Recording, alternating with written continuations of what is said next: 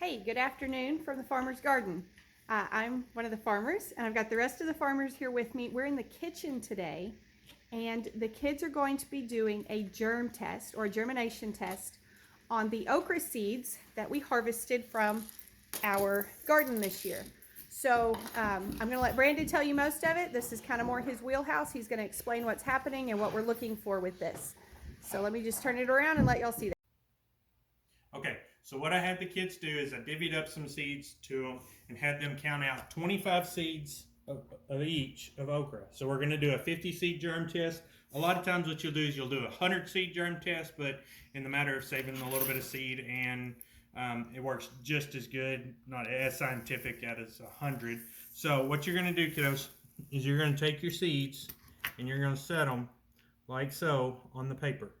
So, and y'all go through and just kind of space them out on there.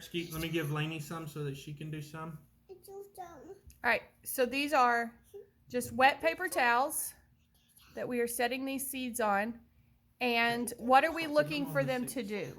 So we are looking for them to start germinating and to start putting out their initial root, so that way we will know if they're good. Now, we won't take them all the way to when they start forming little plants. We just basically want to see which ones put out a taproot and which ones don't. And then we'll take that and we'll divide it amongst, count the ones that did and count the ones that didn't, and divide those and figure out what percentage germ we get. We hope to get at least an 80% germ, anything less than about 80%, and then you start looking at bad seeds.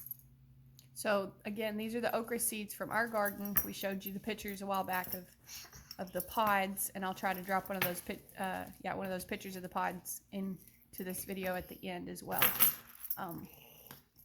So these will not sprout today, correct? Yes, they will not sprout today. Usually in the ground they take about 7 days to germ. This one, it might be about 5 days that we'll be able to see, and we'll come back and kind of show you the steps that we do after we get them to germ. All right, so for now.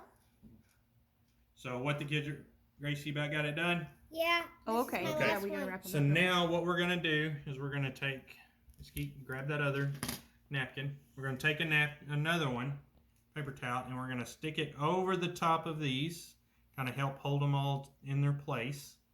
Keep the moisture on both sides as well. Yep. And then what we're gonna do is we're gonna take it and we're gonna flip it. Whoops. Oh, they roll. That's okay. That's okay. So, and then we'll just kind of roll them all up. Skeets are rolling away, Dad. Very scientific method here. Yes. All right, so the main thing that we need to know is how many of them put out a root, correct? Yes, that is the main thing we want to know, is how many of them put out a root, so that we can determine what's good seed, and we can adjust, either buy a different seed knowing that we've got really bad seed, or at least we know what to expect in germination. All right, very cool. Okay, so just for reference, this is one of the packages of seeds that we ordered, and you can see right here they put the germination rate.